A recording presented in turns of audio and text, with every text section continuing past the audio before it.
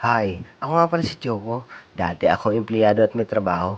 Pero ngunyan, nag-resign na ako. Tano, nadakop ako kang gwardiyan turog. Ay inda. Tungka mampalan. Break time baga. Ay inda.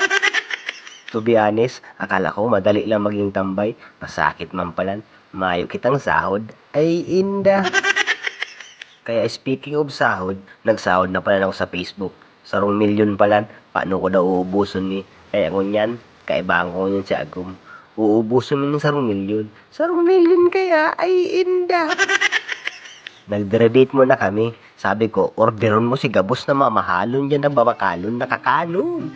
Ta akong bahala sa imo. Ay inda. Kaya si pangarap ng yumaman naman ginigibo, binago ko na. Kaipuan ta na mag-apply. Ta ano? Mayo kitang kakakanon na. Ay inda. Pahamak na kuya rin nanto. Kala ko totoo kasi sinasabi niya. Pangarap niya dang yumaman ng mga ginigibo. Pangarap niya man talaga to. Pero pangarap ko man yan. Ay inda.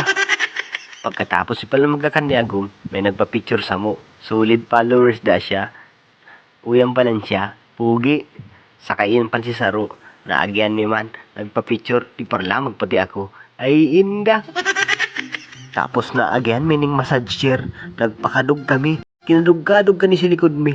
Kaya ang pagmati mi, ay inda. Malainon sa pagmati. Sabi ko, dahil ako mautro dyan, malainon sa likod ko. Tapos nagkagurutom ako bigla. Tapos napaturog pa ako. Ay inda.